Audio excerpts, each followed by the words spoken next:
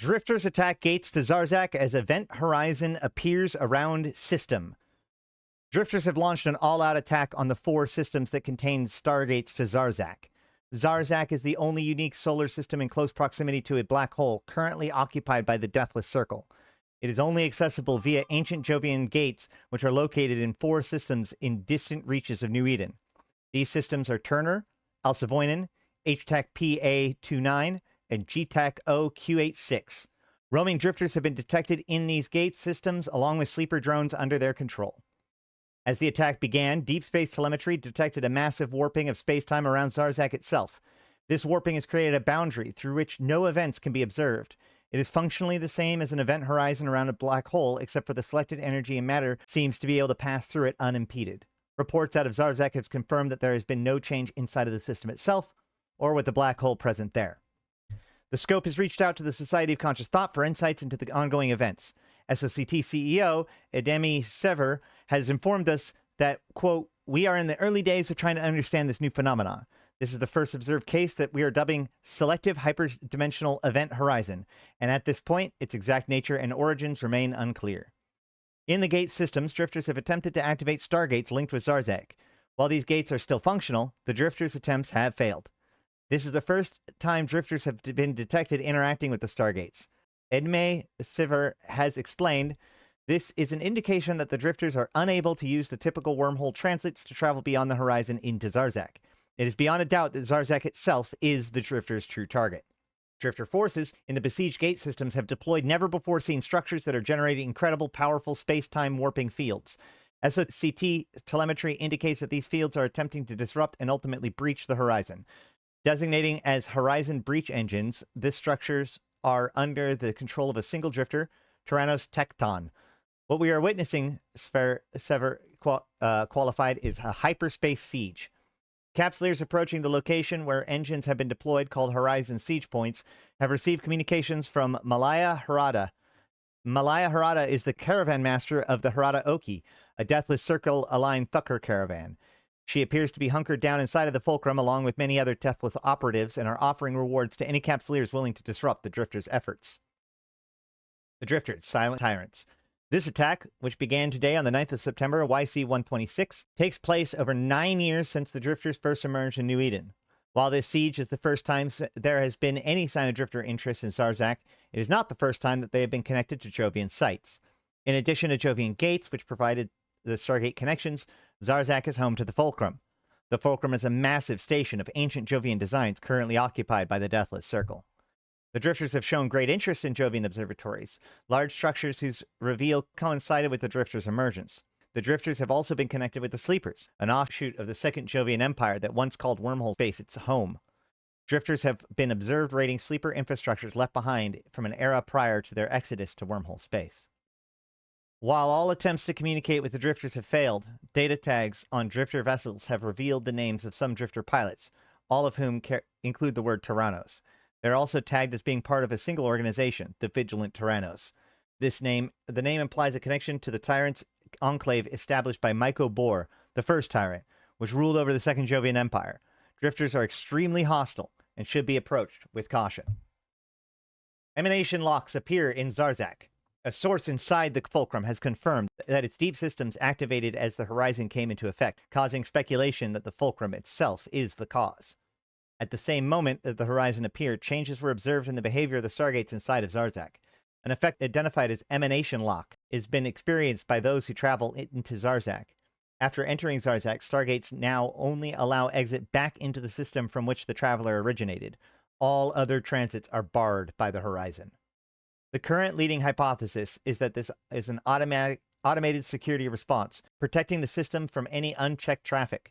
Early reports indicate that the Emanation lock degrades after time, and its effects are expected to end after 6 hours in the system, at which point the traveler is naturalized as a legitimate Zarzakh occupant and is once again free to exit through the gate. The same sources have reported that the lock has thrown traffic through the system into chaos. This suggests that the Deathless Circle operatives were as surprised by the appearance of the Emanation lock as the rest of New Eden. News in brief. Concord responds to Zarzakh siege. Quote, "As these attacks are targeting an illegal organization outside of Concord's remit, no intervention is currently planned. We will, however, continue to monitor the situation as it unfolds. SOCT observations indicate a reduction in energy signatures detected within abyssal dead space, indicating cessation in deep flow conflict. Deep flow rifts are expected to disappear in a matter of days as the abyss stabilizes. In the region of Pochvin, Fraternity has destroyed an irreplaceable Astrahus belonging to Deepwater hooligans. The Angel Cartel and their supporters have spread corruption into the system of Uradan, making the trade route between Amar and Jita exceedingly dangerous. Capsuleers are advised to proceed with caution. Empress summons Amar holders following failure to protect vital trade routes from insurgents. And that is it for New Eden News on September 9th, YC126. I have been Ashrothi, the voice of New Eden. And until next time, I'll see you in space. Okay, so let's dig into some of this stuff and look at it in total. One of the things I find very interesting, so yeah, as Tranquilla points out, in the map that we had, there was the 999 and the moon, the earth, and the sun icons. And that was the one thing out of the map that we really couldn't lock in. Now, a lot of people assume that because it was 999 that this represented the Triglavians, but that always bothered me because of the nature of the rest of the map. It now appears that it was intentionally designed as a moment of confusion, where it was the 9th day of the 9th month, 9 years after the Drifters attacked in the first place. So 9 years after Caroline Star. So from the Drifters calendar, if they started counting from year 1 as the year that they emerged from the construct, this would be on 999, according to the Drifter calendar. People are also noting that 1 + 2 + 6 = 9, which is 126 is the current year. For those of you who are fond of Gematria and other number games, you can definitely have some fun with that. Basically, what we're seeing now is a full siege of the Zarzakh system. We can look at the map here, and we can see that Zarzakh does, in fact, connect to 4 disparate systems. We have over here, in the we have Turner in the Amar Mimitar war zone. Over here, we have Al Savoynin in the Glente Caldari war zone. Up here, we have HTAC PA29 in Bunny Space, and GTAC OQ86 in Angel Space. These are the 4 connections to Zarzakh. It used to be that people could just travel between the gates pretty freely, not totally freely because they had to pay ISK if they weren't part of the Deathless's crew. However, right before Zarzakh fully turned on, you know, there was a period of time where we had Zarzakh, but without the Fulcrum. As soon as the Fulcrum turned on, CCP made a change, thanks to the pushing of the CSM and other people, to allow bubbles in Zarzakh. Now, this was a huge issue. We've made lots of videos complaining about it. We said this was a big problem. A lot of people agreed it was a big problem. The issue is that Zarzakh itself has areas of instability. So anywhere outside of the little pockets of stability that exist, the 5 different pockets of stability, anywhere outside of there begins to damage your hull directly through your shields, directly through any sort of defenses. So that needs to be dealt with really, really quickly. Let me get something a little bit bulkier. And you cannot descan, so you cannot tell what's at a different pocket in Zarzakh. So when they added bubbles into Zarzakh to stop people, the concern was that nullsec was going to use it as like a hyperspace bypass, as it were, to get around. And in practice, at least the complaints have been that since this area up here is largely frat space, right, that frat has been able to use Zarzakh to attack other places in nullsec, including all the way down in the southern area of space. Now, how big of a deal this is, I mean, whatever. I'll let people argue about that. But this change was designed to stop that. It is worth noting that while Frat has largely supported the Angel Cartel in the efforts of the Deathless, They have done so in a way that has been mostly unfriendly to other Angel Cartel supporters, and so a lot of Angel Cartel supporters are actually kind of pissed at them. Ostensibly, this is designed to stop that. Now, with this change, with the Emanation lockouts, we do get to get rid of the bubbles. So now we don't have bubbles anymore. To further understand what's going on, let's go ahead and read the dev blog about it. Zarzakh is under siege. The siege of Zarzakh has begun. In this limited time event, groups of 8 to 10 capsuleers must pass through perilous star systems to reach Horizon siege point sites and destroy Drifter siege engines. As the Drifter attack the 4 star systems with direct gate to Zarzakh, participating capsuleers can earn valuable rewards defending against the onslaught. Oh, and a tip: keep your opportunities info panel open when tracking these sites. These dangerous systems aren't for the faint of heart, and travel here is hazardous. Drifter and Sleepers will also be roaming the star system where attacks are taking place, and sites will be limited to battlecruisers and smaller ships. With this in mind, fleeting up is strongly advised. As I said, 8 to 10 people. So these are, again, like, just so that we are clear, the 4 systems that this is related to are these 2 low-sec systems in the middle of faction warfare space, and these 2 null-sec systems in the middle of NPC null-sec. Those are the only 4 systems in which these sites are appearing. So that means several things. 1, it means that all of the sites require traveling through extremely dangerous spaces in order to even get to them.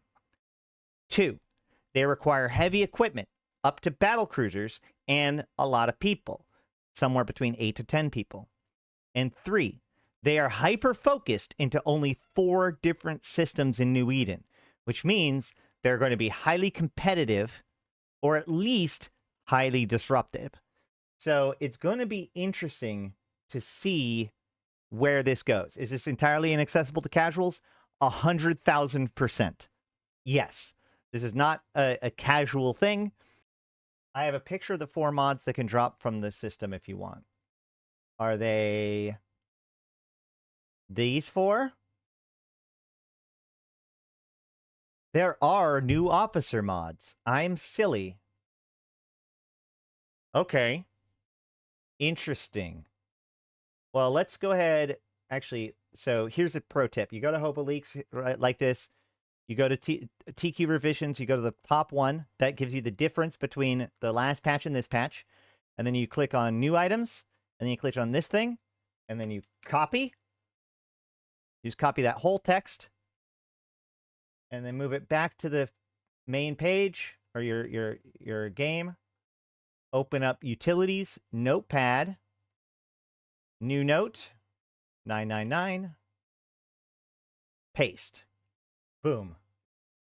We have Alicito's modified mediums multispectrum smart bomb, which is pretty wild since I don't... Are there multispectrum? No, this is the first multispectrum smart bomb, isn't it? 45 damage to each type. So this EMP smart bomb, Amatar Navy 375 versus 45 of each. Wait, that's not as much, but that's a medium smart bomb. Hold on. 140. 45 times 4, 180.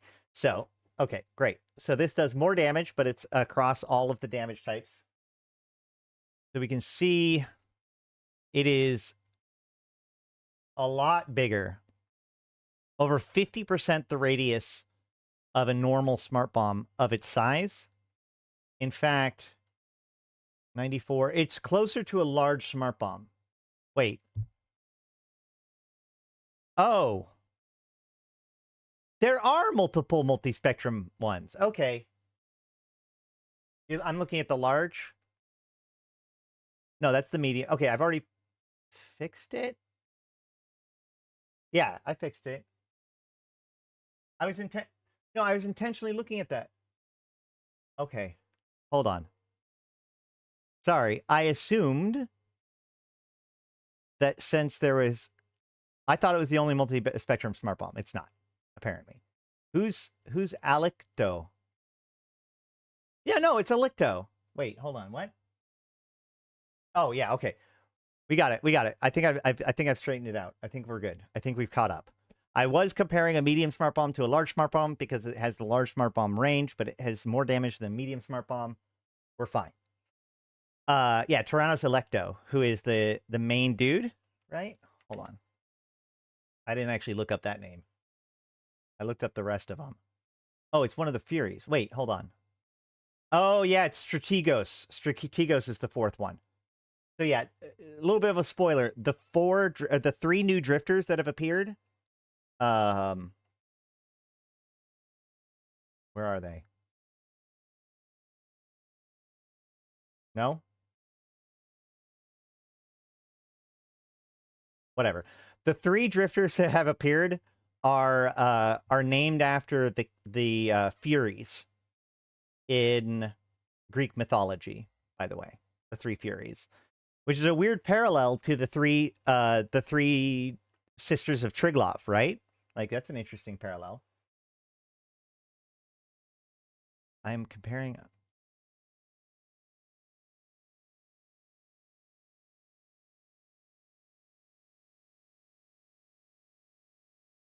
Look. Okay. Fine. So the smart bomb's radius is larger than a medium smart bomb, but not as large as a large smart bomb. Are we fixed yet?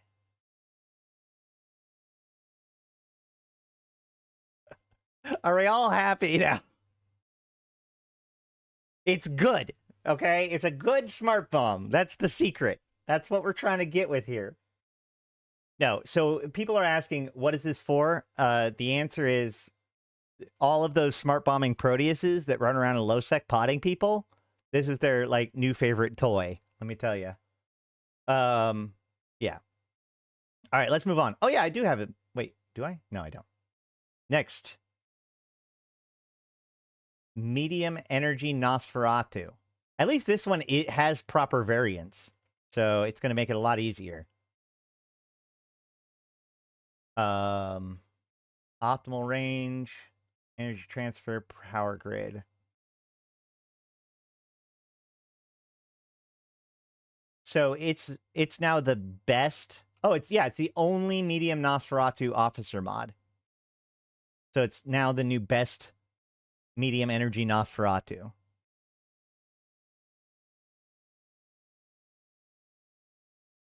Good for a Shimus. It has 50% more optimal range than the Navy, and more than 50% above the 80% above the normal Tech 2. It does transfer roughly 10% more energy and does take 20% or so more power grid to use. New toy for my Legion. Yeah. These are actually, a lot of these are seemingly to be very much designed for T3 cruisers. What's next? Target Painter.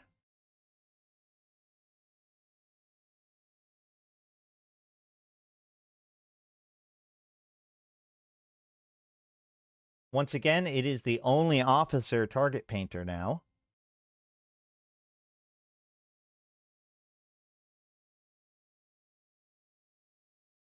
And it has a, it's, what is 5% better than 30%? A sixth better than the Tech 2. Takes 20% less CPU. It gives 10% additional optimal range. And not quite as much fall off, but basically the same. So really good target painter.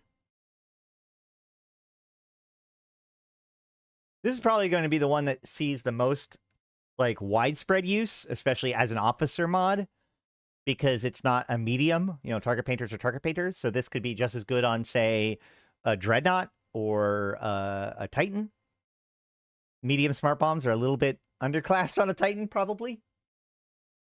This would also be, all of these are really good, again, for T3 cruisers, so Loki's.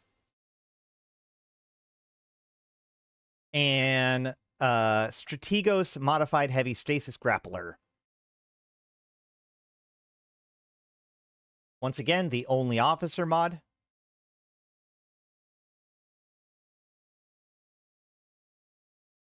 It has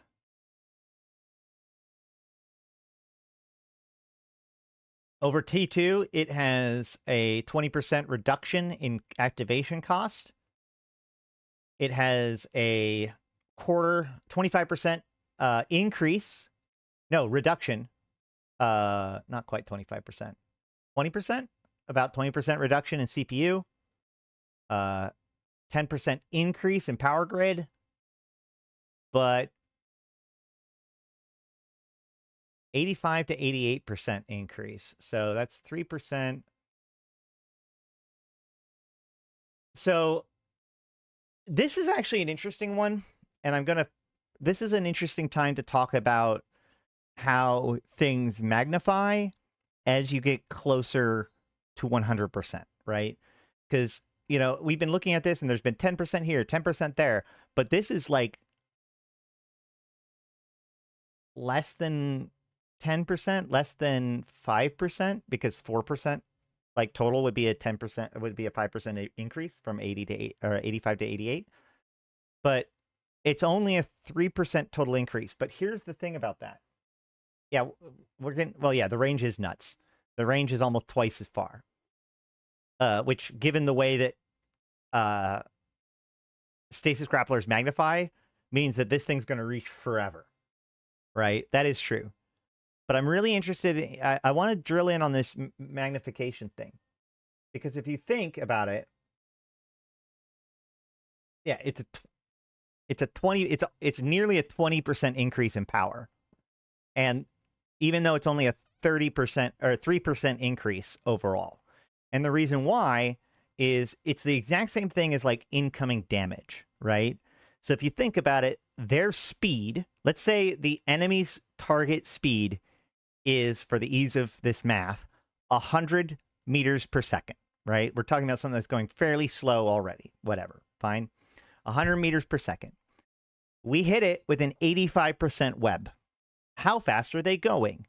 They are going 25%, right? No, 15%. That's how math works. They're going 15% of their normal speed, right? So they're going 15 meters per second right now after the web. So let's take off of that web. So now they're going back to going 100 meters per second. And let's apply the new web, the new grappler, right? This new grappler applies an 88% reduction, which brings you down to 12 meters per second.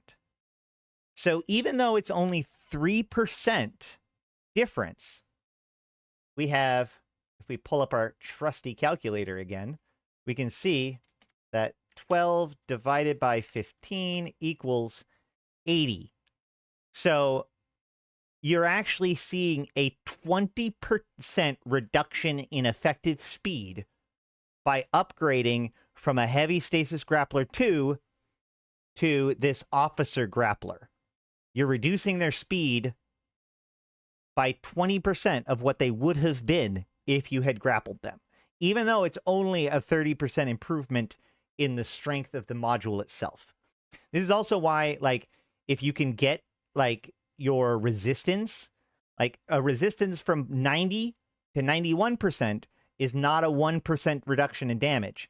It's a 10% reduction of damage, because you went from taking 10% of the total damage that's coming in to taking 9% of the damage that's coming in. And that's a 10% reduction, right? This is one of the things that some people find it tricky to sort out, but it's very clear here as to why they couldn't just like give it a 20% magnification on the raw number.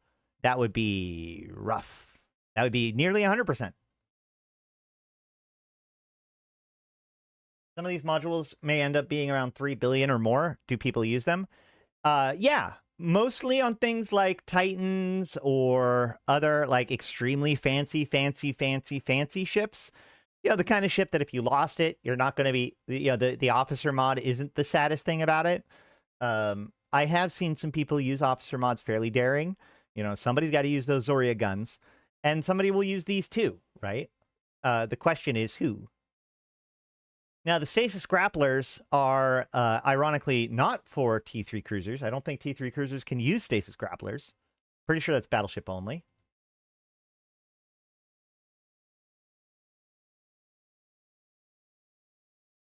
Oh no, I opened up the market. Now my computer's locked up.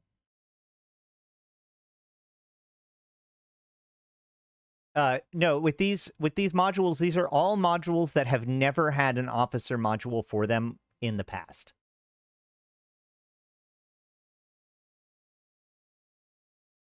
Can you fit one to a Naglfar fleet issue and see what its effective range is? Which one, the target painter or the grappler? The grappler? The grappler.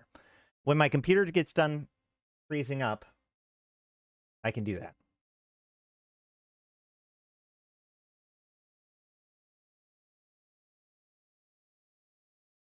I'm just double checking. Battleship and capital ships are the only things that can fit the stasis grappler. All right, let's see. Nag. So the reason why they're asking this, by the way, is if we look here, the Naglfar has a 20% bonus to heavy stasis grappler fall-off range per Minmatar Dreadnought skill level. Let me double check. I got to see what my Minmatar Dreadnought skill level is. Okay, so I don't even have full Minmatar skill level yet. So bear that in mind. I've only got rank 3. So in theory, there's an additional 40%?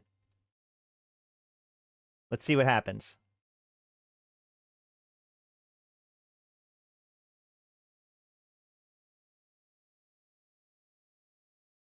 Oh, I can't fit more than one. For the Strategos, it is a range of 25 kilometers. For the heavy stasis, it is 17 kilometers.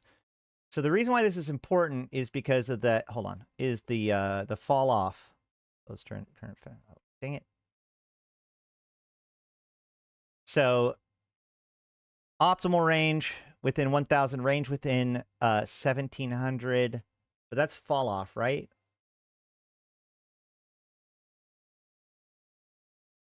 Yeah. So this'll work 2 times as far, right? Basically, because of the way that fall off works. So this one's going to reach out to like 42? No, 32? Is that right? Also, yeah, don't forget skirmish boosts. And the Strategos is going to go to 50 or more than 50, okay? Because I don't have my bonuses. So 60 or more kilometers for where the Naglfar fleet issue grappler starts to kick in.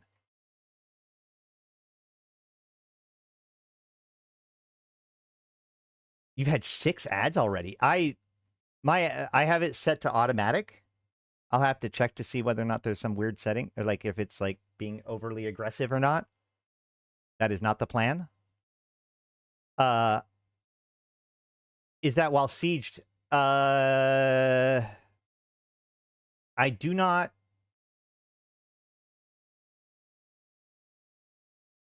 I don't think a siege module affects that.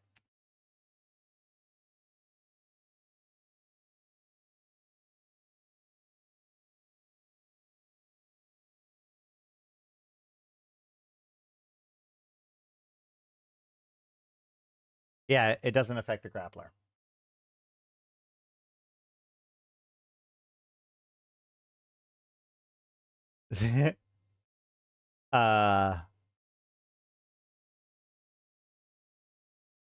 Actually, I think that grapplers are not impacted by skirmish boosts, now that I think about it.